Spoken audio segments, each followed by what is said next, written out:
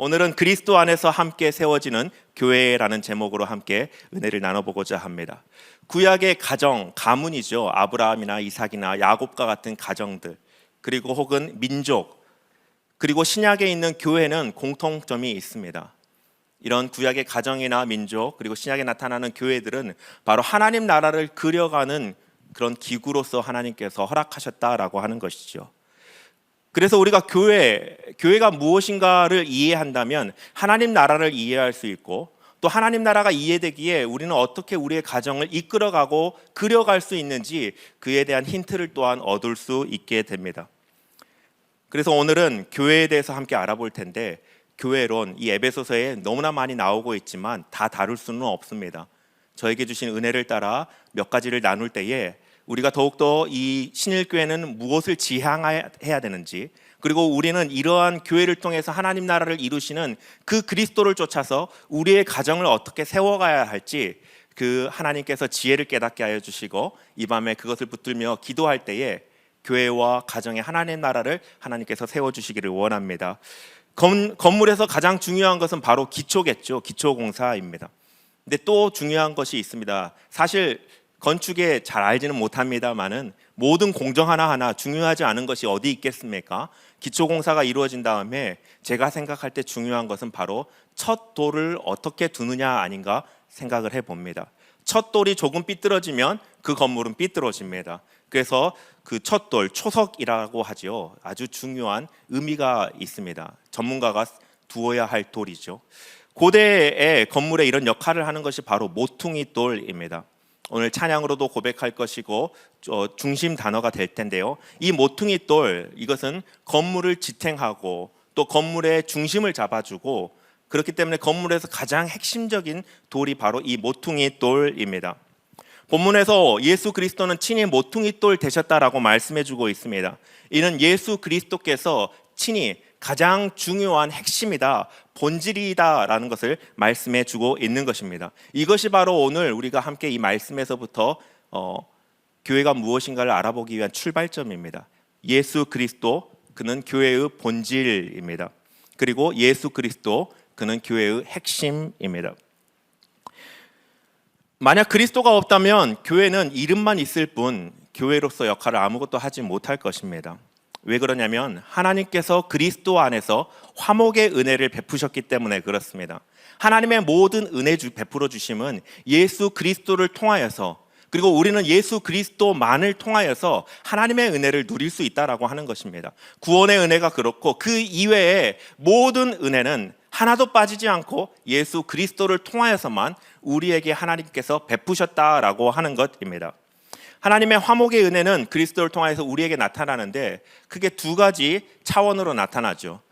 오늘 본문에서 그것을 설명해 주고 있습니다. 먼저는 수평적인 차원입니다. 사람과 사람 사이에 화목을 이끌어 주시는 그 은혜를 예수 그리스도 안에서 베풀어 주시고, 또 수직적인 관계, 바로 나와 하나님과의 관계 안에서 화목을 예수 그리스도 안에서 이끌어 주신다, 베풀어 주신다라고 말씀해 주고 있습니다. 본문 11절부터 15절에는 사람과 사람 사이의 화목을 보여주고 있습니다. 어떠한 관계 안에서 나타납니까? 유대인과 이방인의 관계 안에서 예수 그리스도 안에서 화목의 은혜를 하나님이 베푸시는 것을 설명해 줍니다. 이방인과 유대인, 어떤 관계입니까? 유대인들은 자신들이 하나님께 택함받은 백성이다라고 여기고 있었고, 이방인들에 대해서는 이들은 약속 밖에 있는 자이다, 외인이다라고 여기고 있었습니다. 서로 교류하기를 꺼려할 뿐만 아니라 율법이라는 장막이 있었습니다. 이것은 단순한 문화의 차이 정도가 아닙니다. 원수됐다라는 표현이 무엇을 의미하겠습니까? 절대 용서하지 않고 용납하지 않고, 그들의 아무리 좋은 것일지라도 모두 다 거부하고 비난해야만 하는 관계가 바로 원수 아닙니까? 그래서 서로 가까이 할 수 없고 늘 갈라져 있고 분리되어 있는 것이 바로 유대인과 이방인들의 관계였습니다. 우리 주변에도 이런 관계에 비슷한 예가 있지 않습니까? 한국과 일본의 관계, 오랜 역사의 그 세월 속에 있던 그 감정 쉽게 해결되지가 않는 것 같습니다. 한일전만 하면은 우리는 이것을 경험하고 있지 않습니까? 가정 안에서도 이런 관계들이 있지요. 친척 안에서도 있고요. 해결하고 싶지만, 화목하고 싶지만 해결되지 않는, 가까이 가고 싶지만 가까이 가지지 않는, 용서하고 싶지만 용서가 되지 않는 그런 관계가 있지는 않습니까? 나 이 사람하고 절대 화해를 할 수가 없어. 그런 사람이 우리 주위에 있지는 않습니까? 어쩌면 교회 안에서도 그런 관계가 있는지는 모르겠습니다. 그런데 바울은 그리스도를 가리켜 그는 우리의 화평이신지라 라고 선포합니다. 또한 예수님은 십자가로 중간에 막힌 담을 허물어 버리셨다라고 선포합니다. 실제로 성전 안에는 유대인과 이방인들을 막고 있는 담이 있었습니다. 예수 그리스도께서 그 담을 허물어 주심으로 그 적대적이었던 유대인과 이방인의 관계가 하나 될 수 있었던 것입니다. 원수된 관계를 화목케 하신 은혜를 하나님은 예수 그리스도 안에서 그 이방인들에게 또 유대인들에게 베푸셨던 것입니다. 한 가지 좀 생각해 봤으면 좋겠습니다. 왜 이런 장벽들이 있었을까요? 유대인과 이방인들의 그 사이에 왜 이런 장벽이 있었을까요? 동일한 질문이죠. 우리는 왜 다른 사람을 용납하지 못하고 용서하지 못합니까? 그 이유가 뭘까요? 아이들에게 물어보면 이렇게 대답합니다. 쟤 때문에요. 제가 먼저 그랬어요 라고 이야기합니다. 우리는 들을 때마다 참 유치하다 생각하지만 우리 내면을 잘 들여보십시오. 생각보다 많이 다르지 않습니다. 저도 이 말씀을 이렇게 묵상해 보면서 왜 그럴까 한번 질문을 해보았습니다. 성경에서 가장 먼저 죄를 범죄할 때 무엇이었습니까? 선악과를 먹은 후에 무엇을 합니까? 남 탓을 합니다. 근데 그 뒤로 지은 죄를 생각을 해보니 찾아보니까 너무나 충격적이었습니다. 그들이 에덴에서 쫓겨난 다음에 제사를 하는데 어떤 일이 일어납니까? 가인은 아벨을 죽입니다. 남 탓을 하고 그 다음에 행한 죄가 바로 살인이더라고요. 죄로 인하여서 우리의 본성이 완전히 타락해버렸고 변화돼 버렸는데 그것은 상대방을 인정하지 않고 적대시하는 마음이 우리 안에 있다라고 하는 것입니다. 죄가 있는 한 우리에게 진정한 화목은 있을 수가 없습니다. 어쩌면 가정 안에서, 어쩌면 일터에서, 어쩌면 교회에서 사람과 사람이 관계하는 그 모든 과정에서 우리는 갈등을 겪을 수 있습니다. 어떤 사람은 이렇게 말합니다. 이건 성격 차이 때문에 그래요. 저 사람의 기질은 이렇고 나의 기질은 이래서 우리는 도대체가 맞을 수가 없어요 라고 이야기할지 모르겠습니다. 세상은 그렇게 평가할지 모르지만 성경은 그렇게 말하지 않습니다. 죄로 인하여서 우리는 서로 화목할 수 없는 존재가 되어버렸던 것입니다. 하나님이 베푸신 은혜는, 그리스도 예수 안에서 베푸신 은혜는 서로 화목할 수 없는 우리가 서로 화목할 수 있도록 은혜를 베풀어 주신 것입니다. 예수님의 보혈이 원수된 우리 사이를, 나와 너 사이를 화목하게 만드셨습니다. 근데 바울은 여기서 멈추지 않습니다. 십자가의 은혜는 단순하게 사람과 사람 사이의 관계로만 끝나지 않고 한 차원 더 깊이 이끌어 갑니다. 우리 16절 말씀 함께 읽어볼까요? 함께 읽겠습니다. 또 십자가로 이 둘을 한 몸으로 하나님과 화목하게 하려 하심이라. 원수된 것을 십자가로 소멸하시고. 십자가가 지금 무엇을 합니까? 예수 그리스도를 통해서 은혜 베푸신 하나님께서 지금 십자가로 무엇을 행하십니까? 이 둘을 한 몸으로 한 후에 화해시킬 뿐만 아니라 하나님과 화목하게 만든다라고 말씀해주고 있습니다. 우리가 원래 하나님과 원수였지요. 그런데 하나님과의 관계가 깨어진 순간부터 우리에게 가지고 있는 본성은 모든 안정감을 잃어버리고 하나님과 화목으로부터 나는 모든 평안함을 잃어버리고 불안과 두려움 속에 살 수밖에 없죠. 그래서 서로 적대할 수밖에 없고 서로 인정하고 의지할 수 없는, 사랑할 수 없는 존재가 될 수밖에 없는 것입니다. 아무리 화해하고 협력하려고 해도 어쩌면 잠시 그런 모습이 있을지 몰라도 잠시일 뿐 본질적으로 화목할 수 없는 존재입니다. 다시 깨어질 수밖에 없는 화목을 인간 사회 안에서 우리는 서로 경험하고 누리고 있는 것입니다. 그러나 예수님의 십자가는 우리를 하나님과 화목하게 하셨습니다. 그로 인하여서 하나님께 나아가고 하나님으로부터 만족감을 누리고 동행함을 살 수 있게 하신 겁니다. 수평적인 화목뿐만 아니라 이 수평적인 화목을 유지할 수 있도록 수직적인 화목 또한 함께 이루신 것이 하나님께서 예수 그리스도 안에서 우리에게 베풀어 주신 화목의 은혜다라고 말씀해주고 있는 것입니다. 예수님 안에서 우리는 하나님과도 그리고 서로와도 화목을 누릴 수 있습니다. 사랑하는 성도 여러분, 결국 교회는 어떤 공동체입니까? 이 모습을 볼 때에 교회는 그리스도 안에서 하나님과 화목하고 또 사람과 서로 화목한 공동체가 바로 교회다라고 우리는 생각해 볼 수 있습니다. 교회가 그리스도의 본질이다, 그리스도가 핵심이다, 이것을 붙드는 교회라면 하나님과 화목하기를 힘쓰고 서로 화목하는 힘쓰는 그 교회의 본질을 가지게 된다라고 하는 것입니다. 이것이 바로 세상이 보고 싶어하는 교회의 모습입니다. 세상 사람들이 우리에게 요구하는 그 교회다움은 어쩌면 더 성경적인 것 같습니다. 성경적인 걸 요구하고 있는 것 같습니다. 너희가 교회라면 하나님을 진실로 예배해야 되지 않을까? 너희가 교회라면 너희가 서로 화목하고 용서하고 사랑해야 되지 않을까? 이 기준을 세상이 우리에게 요구하고 있다라고 하는 것입니다. 저는 이런 걸 느낄 때마다 정말 하나님께서는 우리에게 정말 입체적으로 말씀하시는 것을 깨닫습니다. 그리고 하나님의 때가 더 가까이 온다라는 사실을 깨닫습니다. 말씀으로 우리에게 하나님과 화목하고 서로 화목하라 말씀하실 뿐만 아니라 믿지 않은 사람들의 시선을 통하여서도 우리에게 하나님과의 화목과 이웃 간의 화목을 요구하고 계시는 하나님의 그 음성을 볼 때는 정말 주님이 다시 오실 때가 가까이 왔다라는 생각을 하게 됩니다. 바울은 수평적 관계, 수직적 관계의 화목을 통해 교회의 본질을 말해 주었습니다. 그리고 그 중심에 그리스도가 계시다라고 선포합니다. 하나님은 그리스도 안에서 우리에게 화목의 은혜를 베푸셨기 때문에 그렇습니다. 그리스도를 중심에 두고 살아야 되겠습니다. 예수 그리스도가 우리 교회에, 예수 그리스도가 내 삶의 핵심이 되기를 원합니다. 우리는 그렇게 고백했습니다. 주님이 나의 주인이십니다. 구주이십니다.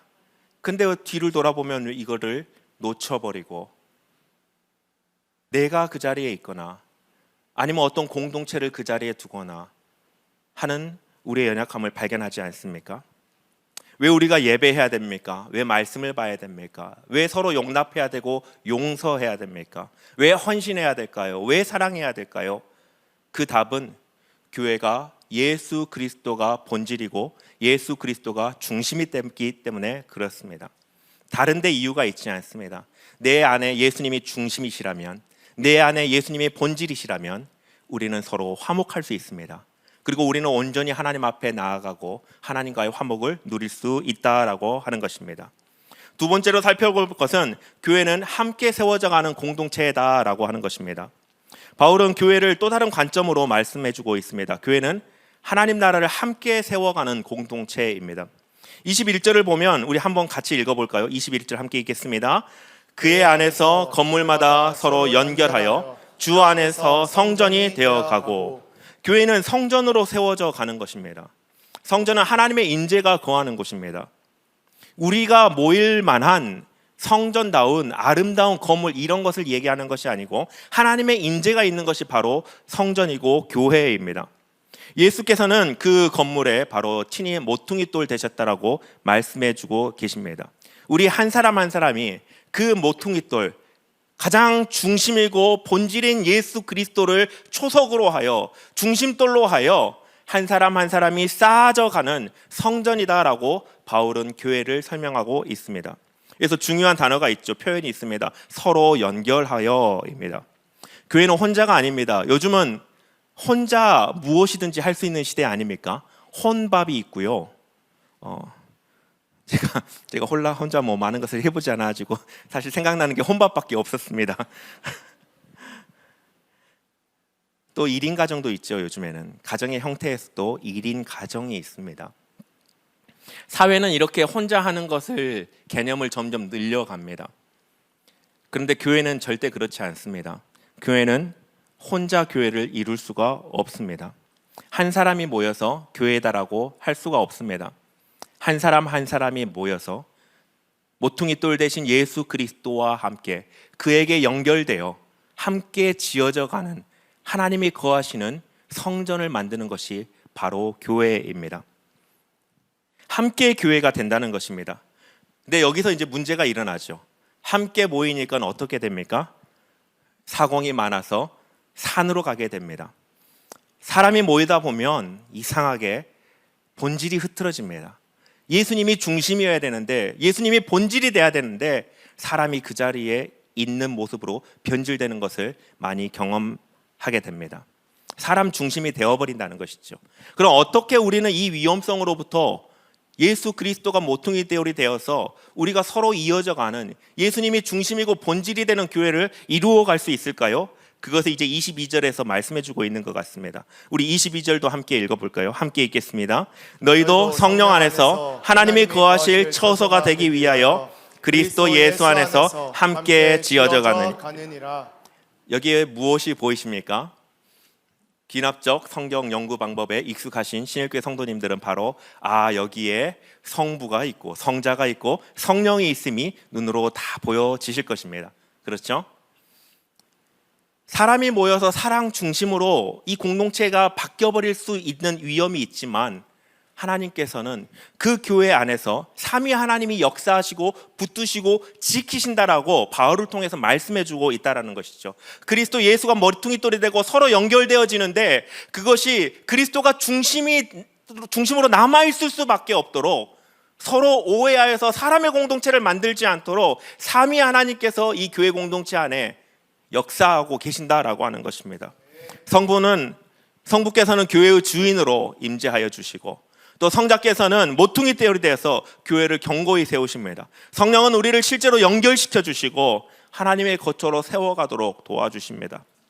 교회는 삼위 하나님께서 세워가시는 공동체입니다. 사람이 마음대로 이렇게 저렇게 좌지우지할 수 있는 것이 아닙니다. 어떤 사람들이 이렇게 표현하기도 합니다. 그 목사님 너무나 중요해요. 이 장로님 너무나 중요해요. 이 집사님이 없으면 우리 교회는 안 돌아갈 것 같아요. 전혀 그렇지 않습니다. 사람의 교회가 아닙니다. 사람이 이끌어가고 세워가는 것이 아닙니다. 물론 전략적인 면도 필요하죠. 그러나 그것이 다 없을지라도 삼위 하나님께서 세워가시는 것이, 삼위 하나님께서 모퉁이 되시는 예수 그리스도를 중심으로 서로 연결하여 하나님이 거하실 성전을 세워가시는 것이 바로 교회입니다. 신일교회가 삼위 하나님이 거하시는 거룩한 주의 성전이 되기를 원합니다. 우리가 드려지는 예배마다 우리는 이런 상상을 해야 합니다. 예배를 위해서 기도할 때마다 삼위 하나님이 임재하시는 예배가 되게 해 주십시오. 우리가 드러나지 않도록, 우리의 과거에 아니면 이제까지 쌓아왔던 명성이라고 있을까요? 역사라고 있을까요? 우리가 내세울 만한 조금이라는 것이 있을지라도 이것이 드러나는 것이 아니라 이 예배를 통하여서 하나님이 거하실 성전이 되어져가는 거룩한 하나님 나라, 삼위 하나님께서 세워주십시오. 우리가 이렇게 기도해야 될 것입니다. 이제 이번 주일날 오후에 되면은 목장 개강 예배를 합니다. 목자 임명식이 있습니다. 이제 주일을 지나고 나면 더 이상 우리 신일교회는 137개가 아니라 138개 목장으로 바뀝니다. 138개 목장이 가을에 무엇을 기대해야 할까요? 동일합니다. 삼위 하나님께서 우리 목장을 예수 그리스도 안에서 서로 연결하여 세워주십시오. 우리 목자님들이 이런 기도를 날마다 하셔야 됩니다. 우리 목원들도 목장에 오면서 기대하셔야 돼요. 또 모이는구나. 그것이 아니라 삼위 하나님께서 우리 목원들과 함께 우리 목장 안에 어떠한 은혜를 주실까? 하나님이 거하실 만한 목장이 되도록 삼위 하나님께서 인도하여 주실 텐데 그것이 무엇일까? 기대함으로 목장에 잘 모이시기를 바랍니다. 그러면 우리가 삼위 하나님이 세워가시는 거룩한 처소로에 이 교회를 세워가기 위해 우리는 무엇을 해야 할까요? 저는 두 가지를 여러분과 나누고 싶습니다. 먼저는 기도입니다. 삼위 하나님께 집중하기 위해 우리가 할 수 있는 유일한 것은 기도입니다.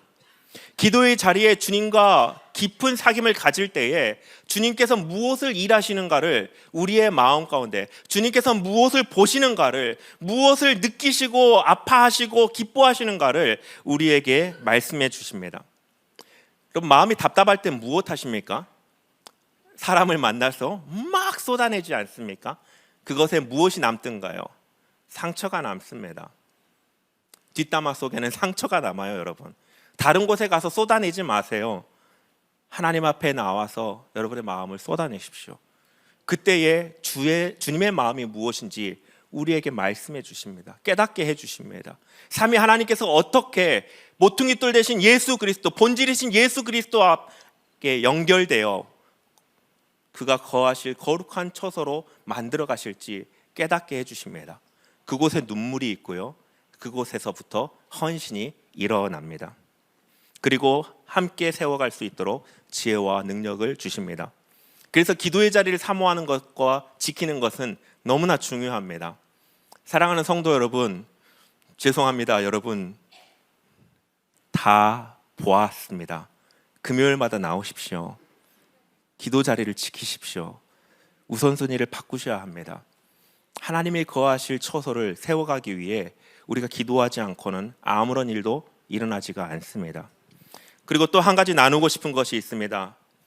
사랑을 뛰어넘어 우리가 헌신할 때에 우리는 예수 그리스도로부터 함께 연결되어질 수가 있다라고 하는 것입니다. 예수 그리스도 모퉁이 돌로 함께 연결되어 지어져 가는 것은요, 실제적인 연결이 필요합니다. 이 연결은 어떻게 나타날까요? 고백만으로 나타날까요? 헌신, 사랑의 헌신이 있어야 합니다. 저는 CCC라고 하는 선교단체에서 사역하면서 이 헌신에 대해서 많이 배웠습니다. CCC에 가지고 있는 삼중 헌신이라는 개념이 있습니다. 헌신을 하고 또 헌신을 하고 또 헌신을 해야 되는 그런 개념이 아니라 세 가지 영역에 헌신을 해야 된다라고 하는 개념입니다. 먼저는 그리스도께 헌신입니다. 주님께 온전히 드려진 삶을 살아야 된다는 것이죠. 두 번째는 민족의 헌신입니다. 민족 복음화에 목숨 건 곳이 바로 CCC라고 하는 선교 단체입니다. 복음을 증거하는 삶을 살며 하나님 나라 확장하는 삶을 살아야 된다라고 헌신하는 것이죠. 근데 마지막 헌신이 저는 사실 좀 의아했습니다. 주님께 헌신까지는 이해가 되었고 민족의 헌신까지는 이해가 되었는데 왜 형제에 대한 헌신이 필요할까 스스로도 질문을 해보았습니다.